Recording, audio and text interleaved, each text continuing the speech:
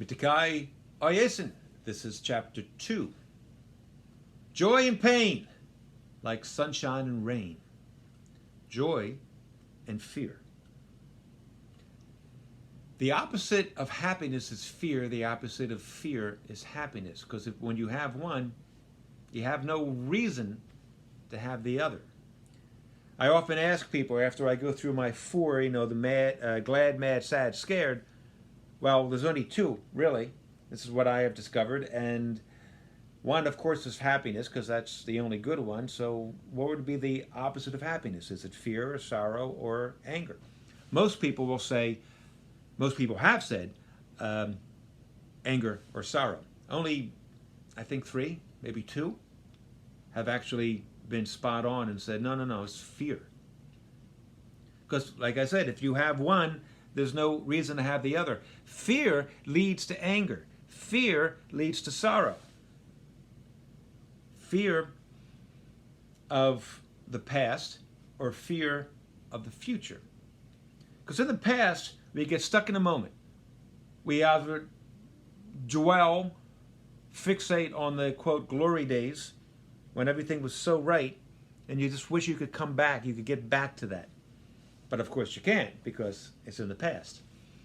Or you fixate on a decision that you or somebody else could have made, or something else that could have happened that didn't, and because it didn't, you're stuck in the past. And that brings you fear in the future, manifested in anxiety and sorrow and anger.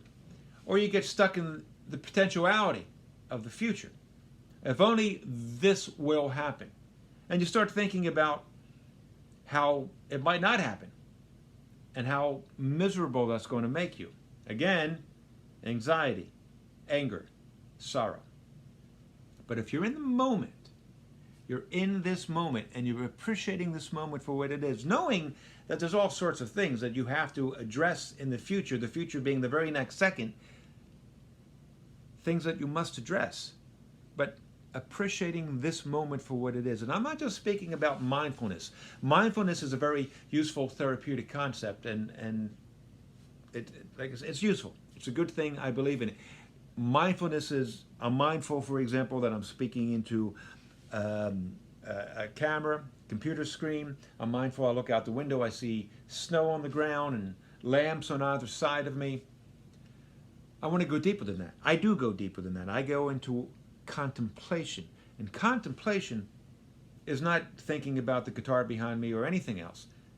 Contemplation is simply existing, simply being, appreciating the moment for what it is. Contemplation is deeper than mindfulness, but either one will bring you joy, will bring you self-worth, will bring you confidence.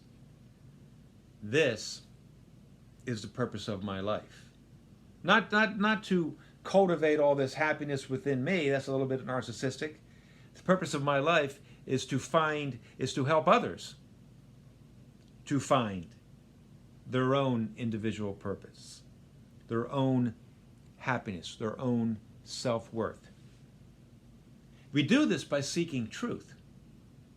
And the truth is, the baseline could be and should be that trench of positive energy.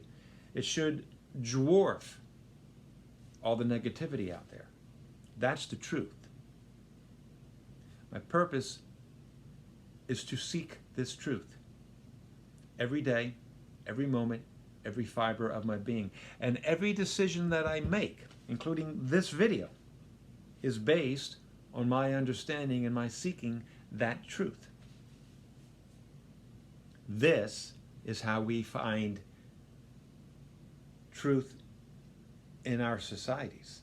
This is how we achieve grandness of purpose. This is how we achieve happiness and workable communities, neighborhoods, societies, nations, workable souls. Tomorrow, I have a song for you. Wanted, dead or alive. For now, peace. 4 fingers.